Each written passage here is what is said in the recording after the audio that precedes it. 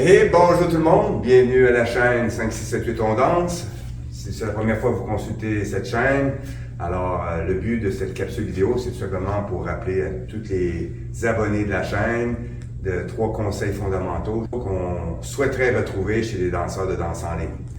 Tout ça pour votre bien-être corporel, mais aussi pour votre prestance et votre aisance que vous dégagez lorsque vous descendez, vous dansez plutôt. Alors, le premier point à considérer, les amis, c'est la position de votre tête.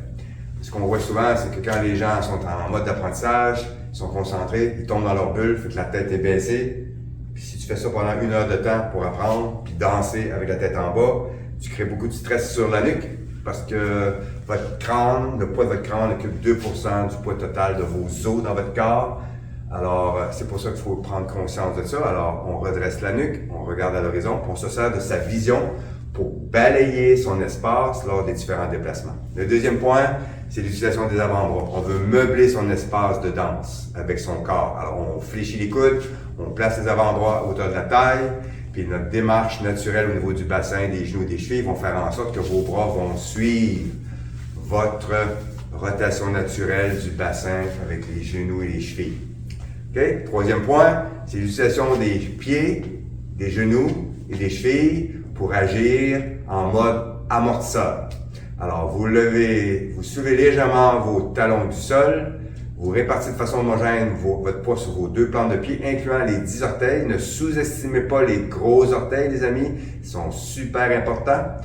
Puis là, vous fléchissez les genoux, fait que là, vous vous sentez, on va appeler ça le mode amortisseur. Fait que quand vous faites des déplacements latéraux, vous poussez avec la plante de pied. Puis là, ben, on entend le fameux tcha, tcha, tcha, par exemple. Tcha, tcha, tcha. Si je fais un chassé croisé vers l'avant, recule.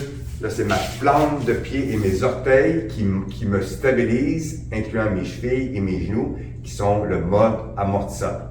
Naturellement, le mode amortisseur, on l'utilise dans des différents types de déplacements, différents types de techniques, mais c'est là pour vous stabiliser puis éviter de garder les talons collés puis de marcher comme des robots. Alors, allez chercher la plante de pied, activez vos chevilles et vos genoux, puis vous allez voir une grande différence sur votre posture.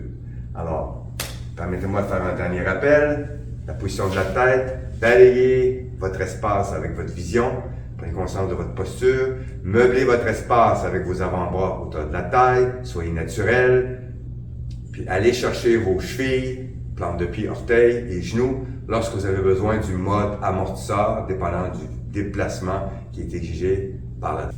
Alors, au plaisir de vous retrouver sur la chaîne, n'hésitez pas à vous abonner, au plaisir de vous voir. Ciao!